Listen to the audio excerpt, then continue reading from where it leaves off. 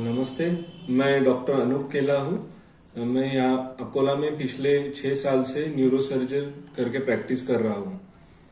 आज मैं आपको जो ब्रेन ट्यूमर होता है उसके बारे में कुछ बताना चाहता हूँ। सबसे पहले तो ब्रेन ट्यूमर मतलब क्या? तो ब्रेन ट्यूमर मतलब कि दिमाग के अंदर की या ब्रेन की कोई किसी भी प्रकार की गांठ को हम जनरल भाषा में या जनरल लैंग्वेज में उसको ब्रेन ट्यूमर कह सकते हैं। तो ब्रेन ट्यूमर जो है ये 2 प्रकार के मुख्यतः हो सकते हैं। या तो वो कैंसर की गांठ रह सकती है या फिर बिना कैंसर की मतलब सादी गांठ रह सकती है। दोनों भी कंडीशन में उन्हें उसे ब्रेन ट्यूमर ही कहा जाता है। लेकिन जो जनरल लैंग्वेज में पब्लिक में जो ब्रेन ट्यूमर जिसको कहते हैं वो जो कैंसर की गांठ रहती है उसे ही कहा जाता है। ब्रेन ट्यूमर जो है ये या तो ब्रेन में तैयार होने वाली गांठ हो सकती है या फिर कभी कभी यह गांठ किसी दूसरी ऑर्गन से या किसी दूसरे अवयव से बॉडी में से कहीं और से आके ब्रेन में बस जाती है। उसे भी हम जिसे हम मेटास्टेसिस कहते हैं वो भी एक ब्रेन ट्यूमर का पार्ट है या उसका प्रकार है। तो ब्रेन ट्यूमर जो है ये किसी भी एज में और मतलब मेल्स फीमेल दोनों में एक जैसा हो सकता है। छोटे बच्चे से लेकर तो बुढ़ापे तक किसी भी एज में ब्रेन ट्यूमर हो सकता है, लेकिन उसके कुछ प्रकार रहते हैं वो अलग अलग हो सकते हैं जैसे एज वाइज।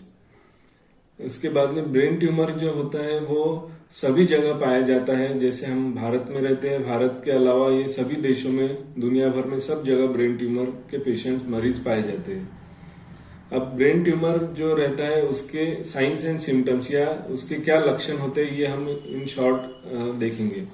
तो सबसे पहला या कॉमन जो है वो सर दर्द, बार बार उल्टियां होना, हाथ पांव में मूंगे आना या फिर जो हम बोलते हैं कि कमजोरी या लकवा हो सकता है।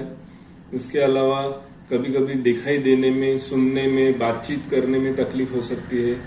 कभी कभी हमें या फिर पेशेंट को चलने में तकलीफ हो सकती है, कोई चीज पकड़ने में तकलीफ हो सकती है, चक्कर आना, ये भी एक ब्रेन ट्यूमर की निशानी हो सकती है।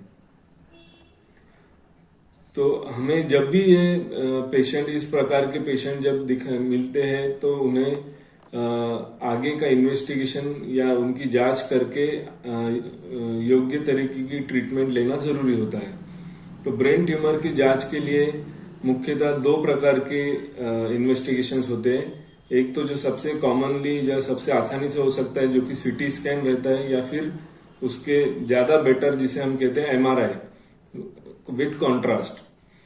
तो एमआरआई में हमें वो गांठ कहाँ पे है एग्जैक्टली ब्रेन में किस भाग में लोकेटेड है और उसकी साइज क्या है, उसके अलावा उसके आजू बाजू का जो ब्रेन के स्ट्रक्चर्स है उस पर कितना प्रेशर आ रहा है, उसका ब्लड सप्लाई क्या है, ये सब चीजें जो कि ऑपरेशन से संबंधित या ऑपरेशन करते वक्त जो हम एक सर्जन के लिए जरूरी होती है, ये सब चीजें हमें एमआरआई द्वारा पता चलती है।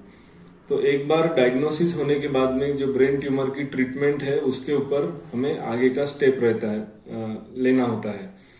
तो काफी बार जो ब्रेन ट्यूमर्स होते हैं वो हम मुख्यतः या तो सर्जरी या रेडियोथेरेपी या फिर कीमोथेरेपी, जो कि कैंसर की जो ट्रीटमेंट्स है, जो 3 लाइन ऑफ ट्रीटमेंट है उसके द्वारा हम ट्रीट कर सकते हैं।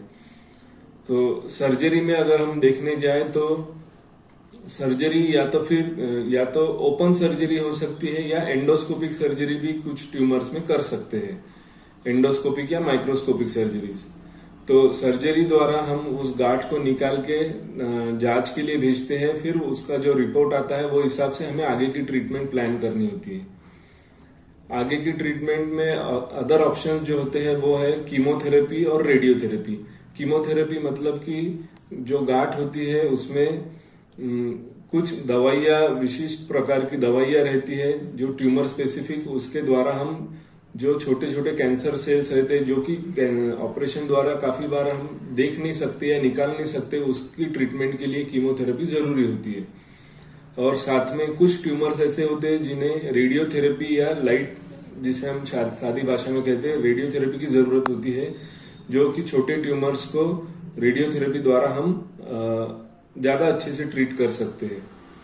कभी कभी ये जो कीमोथेरेपी या रेडियोथेरेपी रहती है, ये ऑपरेशन के पहले भी दी जा सकती है, ताकि जो ट्यूमर का साइज कम हो जाए और फिर ऑपरेशन के वक्त उसे निकालने में आसानी हो।